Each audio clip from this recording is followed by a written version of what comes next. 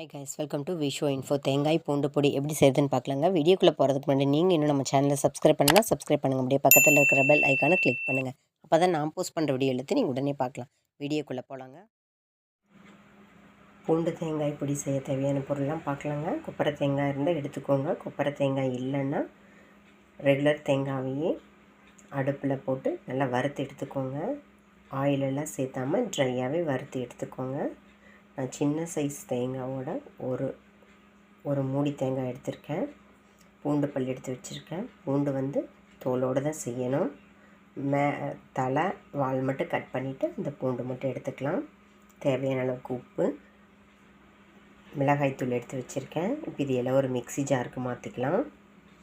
அடுப்பில் வைக்க வேண்டிய அவசியமே இல்லைங்க. இதை உங்கள்கிட்ட கொப்பரை தேங்காய் இல்லைன்னா மட்டும் ரெகுலர் தேங்காய், பச்சை தேங்காய் இருந்தால் மட்டும் அதை மட்டும் வறுத்துக்கணும்.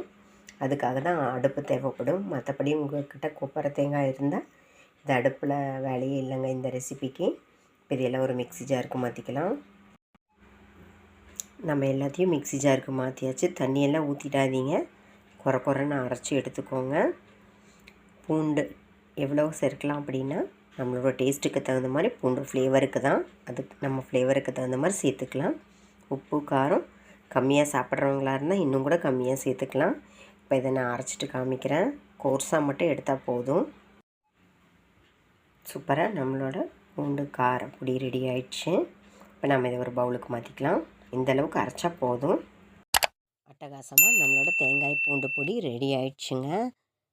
இதோட டேஸ்ட்டு சூப்பராக இருக்கும். நம்ம ஃப்ளேவருக்கு தகுந்த மாதிரி நம்ம பூண்டு சேர்த்துக்கலாம். நிறைய பேருக்கு பூண்டு ஃப்ளேவர் பிடிக்காது. அப்படி இருக்கிறவங்க கம்மியாக சேர்த்துக்கோங்க. பூண்டு ஃப்ளேவர் பிடிச்சவங்க நிறைய சேர்த்துக்கலாம். கொப்பரை தேங்காய் இல்லைன்னா நம்ம ரெகுலராக யூஸ் பண்ணுற தேங்காவையே நீங்கள் ட்ரை ரோஸ்ட் பண்ணிக்கோங்க.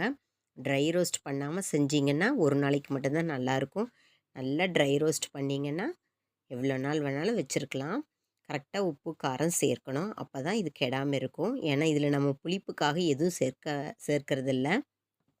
அதனால் உப்பு கரெக்டாக சேர்த்துக்கோங்க. உப்பு கரெக்டாக சேர்த்தா மட்டும்தான் அது கெடாமல் இருக்கும். கொப்பரை தேங்காயில் செஞ்சு பாருங்கள், அட்டகாசமாக இருக்கும். பூண்டு ஃப்ளேவர் பிடிச்சவங்களுக்கு இது ஒரு கிஃப்ட்டுன்னு சொல்லலாம். அட்டகாசமாக இருக்கும்.